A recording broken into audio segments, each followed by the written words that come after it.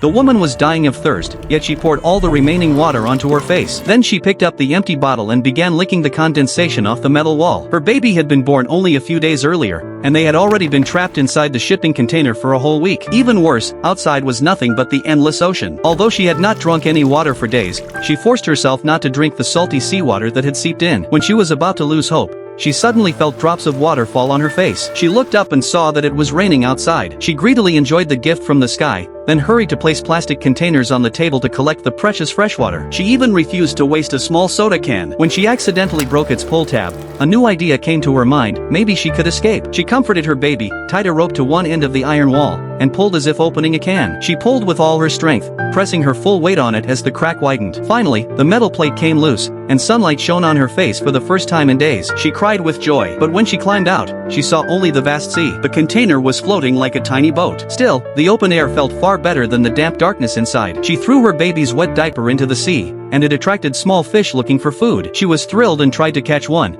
but she could not even reach the water. Exhausted, she collapsed on the floor. Then she noticed a plane flying above. She lifted a piece of glass, trying to reflect light toward it. She stood there for a long time, but no one saw her. Worn out, she fell asleep among a pile of tangled wired earphones. When she woke up again, she wove those earphones into a fishing net. Then she placed her baby's fresh feces into the net, waiting for the fish to come. Soon, a school of fish swam over, and the starving woman finally got to eat. Besides that, she wrote countless messages for help, sealed them in plastic containers, and threw them into the sea every few hours. But as the days passed, no rescue came. On that vast ocean, her only comfort was her baby. However, after being soaked for too long, the water level inside the container rose to a dangerous point. At night, the opening burst open, and seawater rushed in fast. She tried to dive down and block the hole, but the container began to tilt. Her baby's small raft was swept into the sea. When the woman surfaced again, she could not see her baby anywhere. Fortunately, a whale passed by and swam close to the baby, spraying water to keep the little boat afloat. Following the sound of her baby's cry, the woman swam as fast as she could and finally found her child. But without the container, how long could the mother and her baby survive on the open sea?